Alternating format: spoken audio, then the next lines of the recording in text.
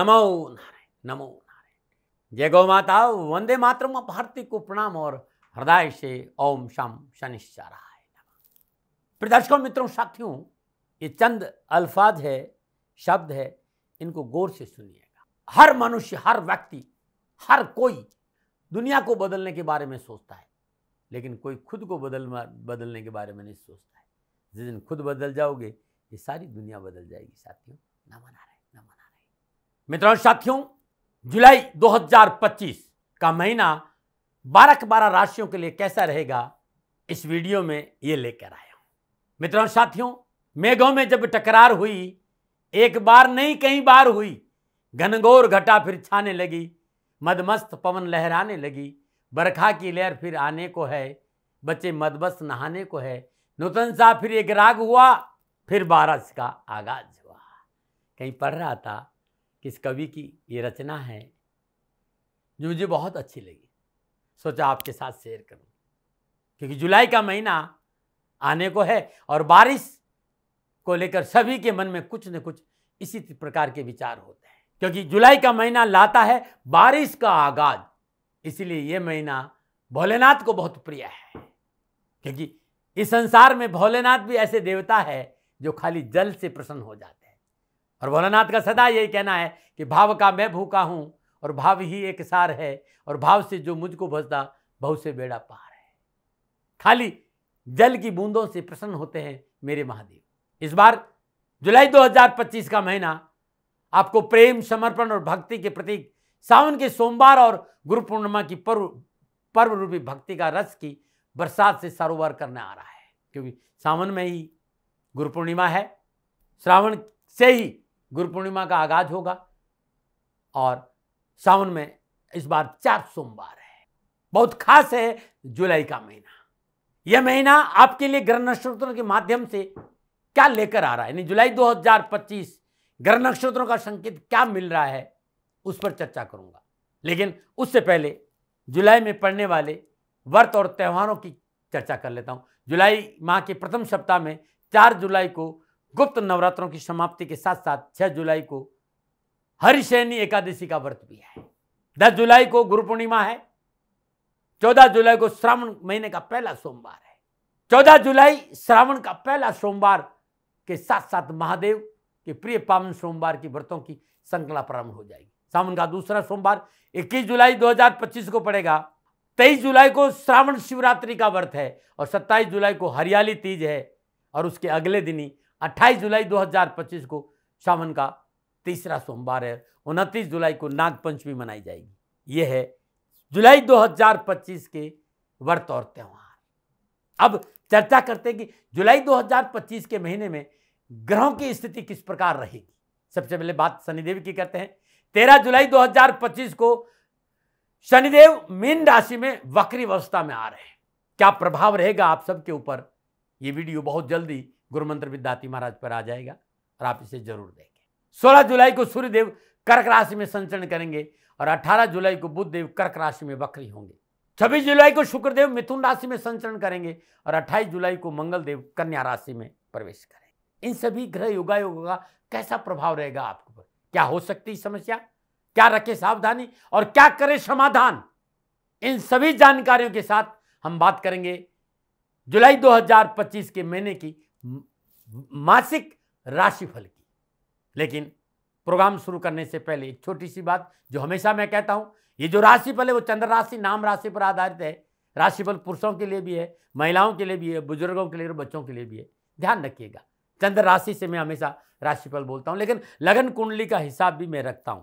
आप लगन कुंडली के हिसाब से भी आप राशि देख, यानी 12 के 12 राशियों में जो भी आपकी राशि है उस राशि के हिसाब से ये राशिफल आपके लिए सटीक रहेगा। यदि आपका लगन उस राशि का है तो भी ये राशिफल आपके लिए सटीक रहेगा, लेकिन मेरे हिसाब से चंद्र राशि से नाम राशि से राशिफल देखना उत्तम रहेगा। पुनः याद दिला रहा हूं कि राशिफल सभी के लिए है, चाहे बुजुर्ग हो, चाहे महिला हो, चाहे बच्चा हो, चाहे युवा हो, चाहे जवान हो। हाँ, ये है जनरल प्रेडिक्शन। आप चाहते हैं कि आपके लिए जुलाई कैसे रहेगी, तो इसके लिए आपकी जन्म कुंडली, आपका डीएनए होता है। नीचे नंबर आ रहा है, इन नंबरों पर संपर्क करके आप अपनी जन्म कुंडली का एनालाइज करवा सकते। मित्रों और साथियों, गणनाओं के हिसाब से मैं आपके सामने अपना विचार रखता हूं। मैंने कभी अपने विचार आपके ऊपर नहीं लाते हैं और सदा आपसे निवेदन किया है कि सेकंड ओपिनियन का अधिकार आपका था, आपका है, आप ही का रहेगा। मानो न मानो ये आपकी मर्जी है। अब मैं राशि चक्र भचक्र की सबसे अंतिम राशि है मीन राशि। मीन राशि वालों के लिए जुलाई 2025 का महीना ग्रह नक्षत्रों की गणनाओं के हिसाब से क्या संकेत दे रहा है। जुलाई 2025 में मीन राशि वालों के लिए ग्रह नक्षत्र की गणनाओं के हिसाब से राशिफल क्या संकेत मिल रहा है, इस पर बात करूंगा। लेकिन उससे पहले मीन राशि के व्यक्तित्व को लेकर विद्वानों और क्लासिक का विचार कैसा है व्यक्तित्व, ये संतों और विद्वानों के मत के अनुसार मेरे मीन राशि राशि अधिपति बृहस्पति देव बहुत ही संवेदनशील और दूसरे के विचारों को कदर करने वाली राशि है। बहुमुखी प्रतिभा के धनी होते हैं मीन राशि के लोग और अपनी इस कला के कारण उन्हें समय समय पर लाभ भी मिलता है। लेकिन मीन राशि के जातक का व्यक्तित्व बड़ा रहस्यमय होता है। ये विश्वास योग्य होते हैं।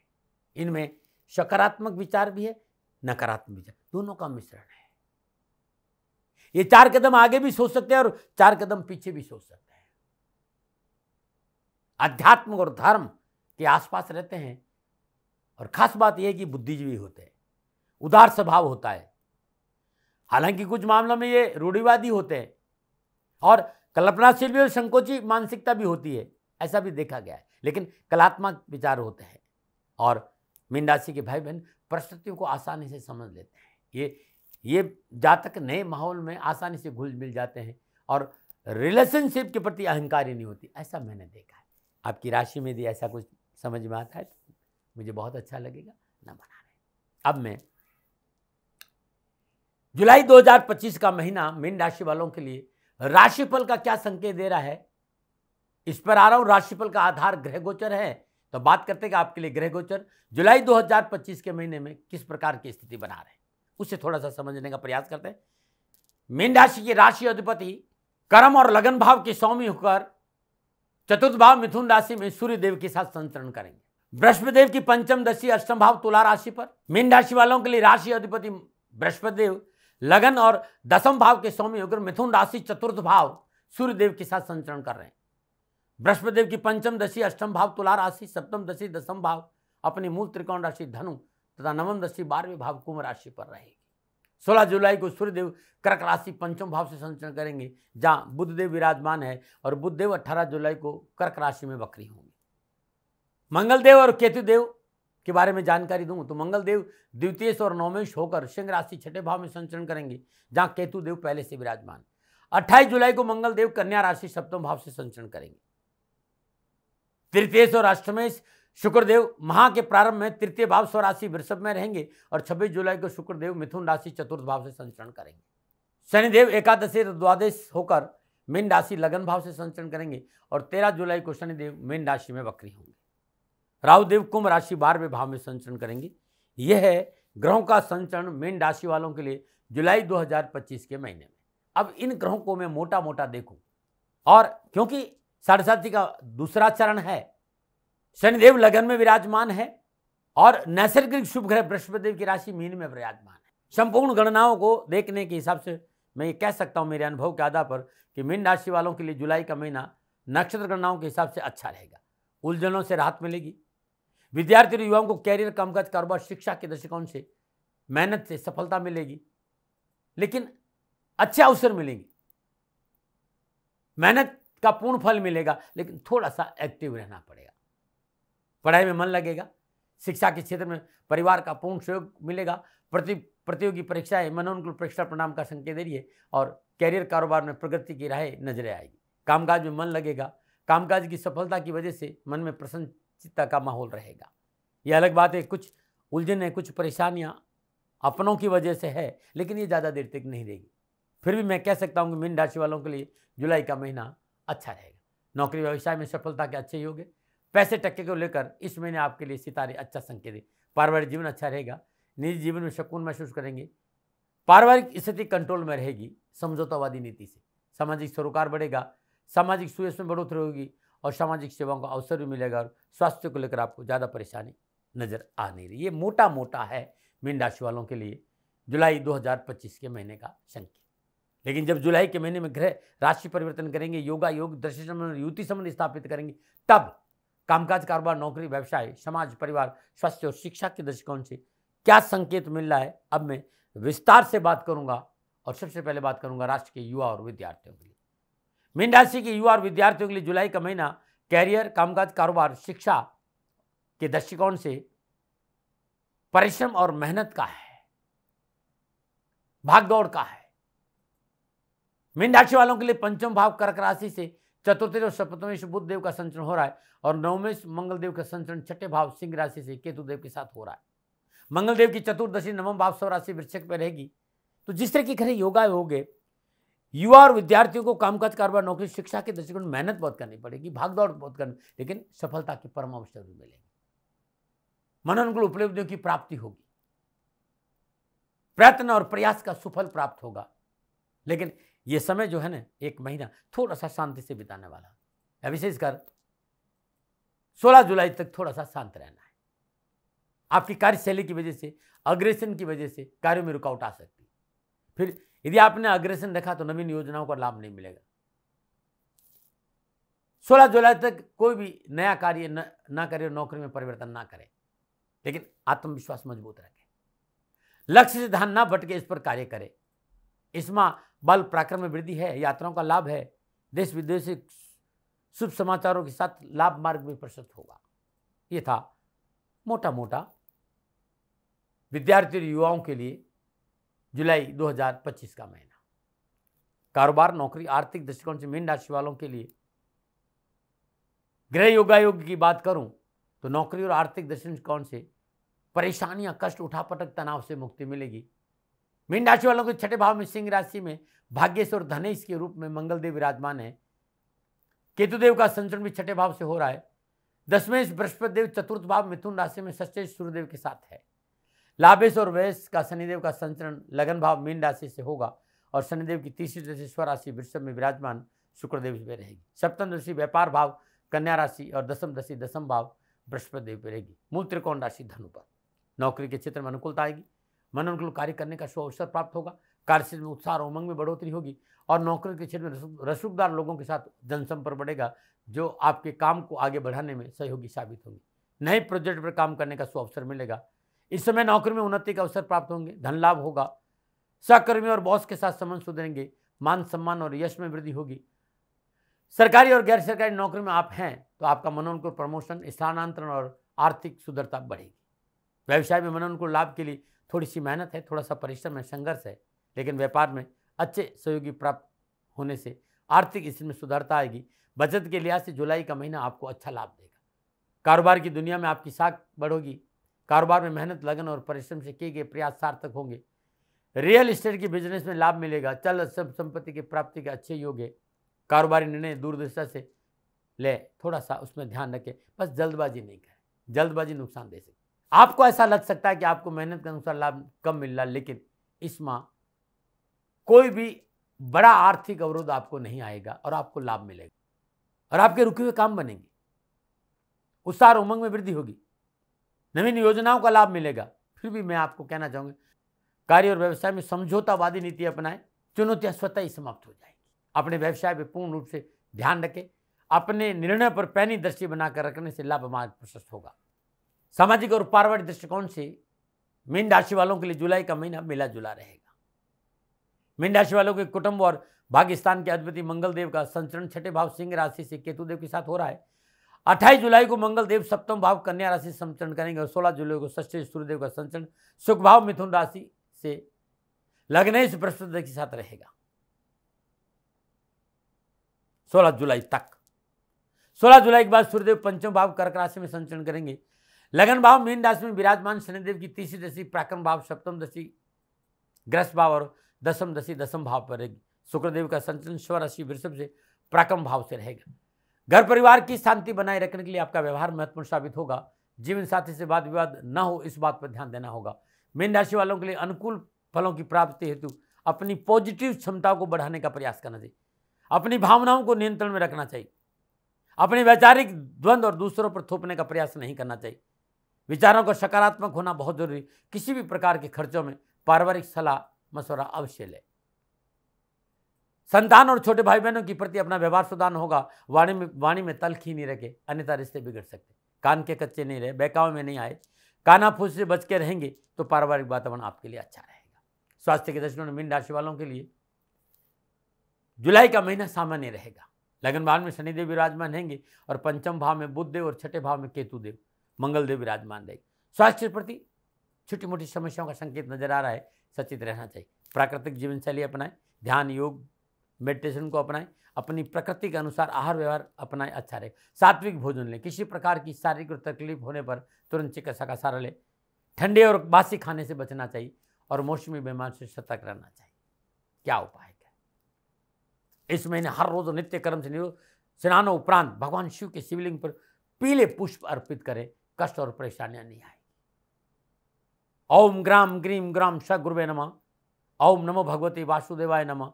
जो भी मंत्र अच्छा लगता है पूरे महीने हर रोज सूर्य उदय से 12 मिनट पहले श्रद्धानुसार जाप करिएगा। पीपल के वृक्ष में जल अर्पित करने के बाद शुद्ध देसी घी का दीपक जलाना भी आपके लिए अच्छा रहेगा। मीन राशि वालों, इस महीने हर रोज प्रातःकाल ब्रह्म मुहूर्त में यदि विष्णु सहस्त्र नामावली का पाठ किया जाए तो हर क्षेत्र में आपको सफलता मिलेगी। नंबर 8 जुलाई के महीने में 14 जुलाई, 21 जुलाई, 28 जुलाई को सावन के सोमवार पड़ रहे हैं और श्रावण के सोमवार दिन किए गए ये उपाय आपके घर में लाएंगे खुशियों की सौगात। सोमवार दिन नित्य क्रम निर्दोष स्नान उपरांत कच्चे दूध, नाग केसर, पीली सरसों से श्रद्धापूर्वक ओम सर्वलोक प्रजापते नमः इस मंत्र का जाप करते हुए भगवान शिव की शिवलिंग पर पूजन करें। श्रद्धानुसार शुद्ध देसी घी का दीपक जलाए, केसर और शहद मिलाकर रुद्री का पाठ करते भगवान शिव का अभिषेक करें।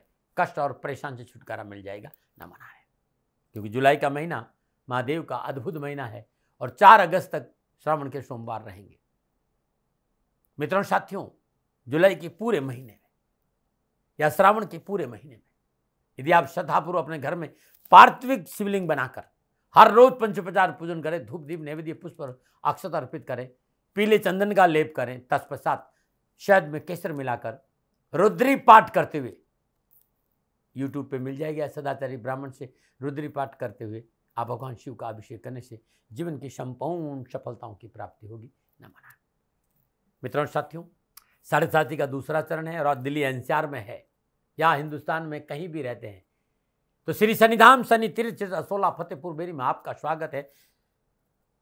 शनि भगवान के दर्शन करने मात्र से आपका कल्याण हो रहा है। अद्भुत श्री विग्रह है देवादिदेव शनिदेव का। छतरपुर मेट्रो स्टेशन से 4 किलोमीटर आगे असोला और फतेहपुर बेरी की पावन पवित्र भूमि में देवादिदेव शनिदेव का ये सुंदर तीर्थ क्षेत्र है।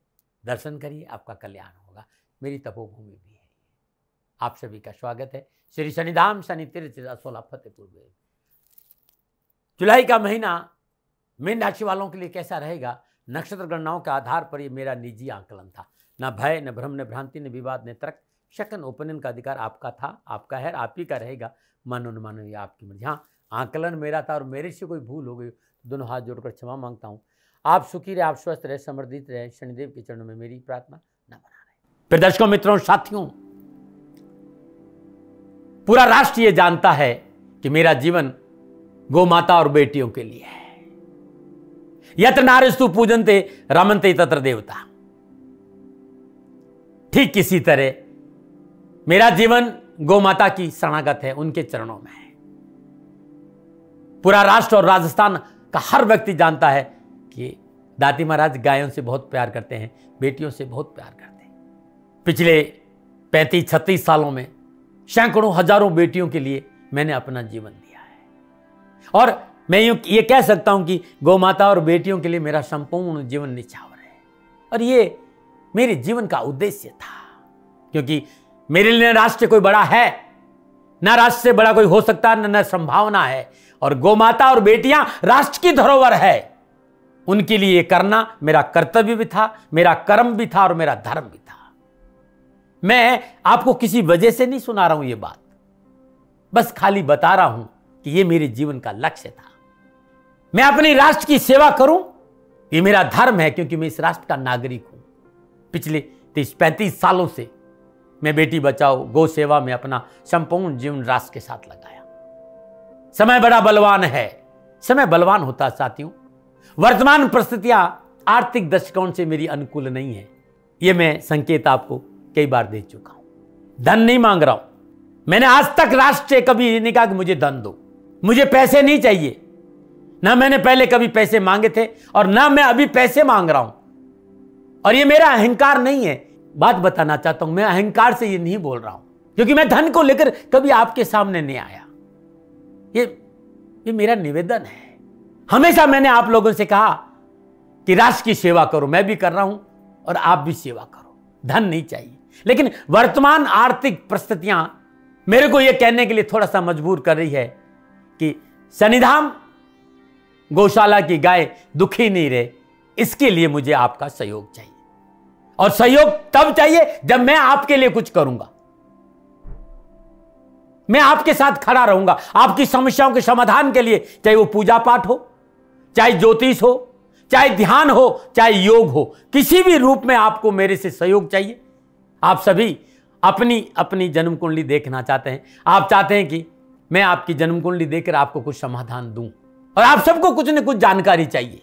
मैं आपके साथ खड़ा हूं, पूरे साल खड़ा रहूंगा, और जब तक जीऊंगा तब तक राष्ट्र के साथ खड़ा रहूंगा। नीचे नंबर आ रहा है, इन नंबरों पर संपर्क करिए और मेरे से बात करिए। लेकिन इसकी एवज में गायों के लिए चारे की व्यवस्था करिए।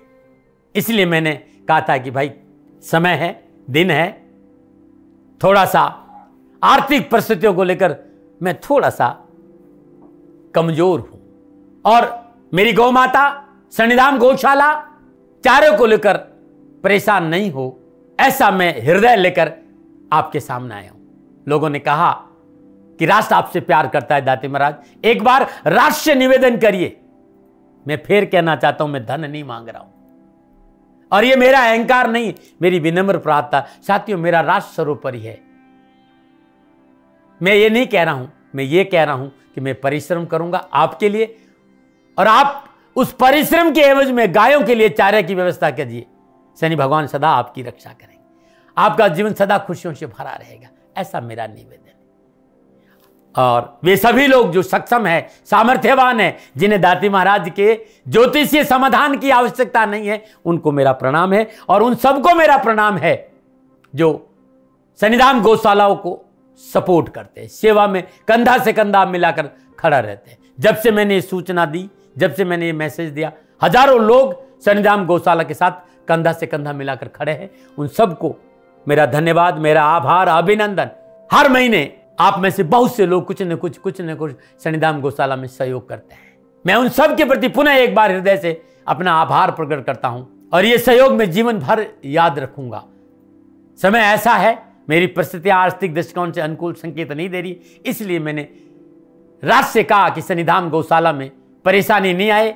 सरकार सपोर्ट करती है, सरकार की तरफ से जो वो करना चाहती है वो करती है, लेकिन उससे पूरा नहीं पड़ता है। सरकार की अपनी सीमाएं हैं साथियों, और उससे पूरा नहीं पड़ता है, और अपनी मर्यादाएं भी और सीमाएं। शासन के पास और बहुत से काम है साथियों।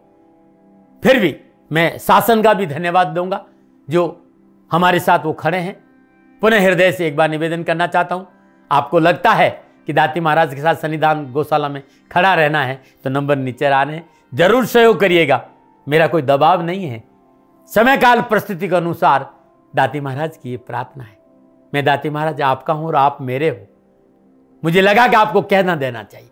राष्ट्रवासियों, व्यापारी नहीं हूं, समय है आज आपसे कह रहा हूं।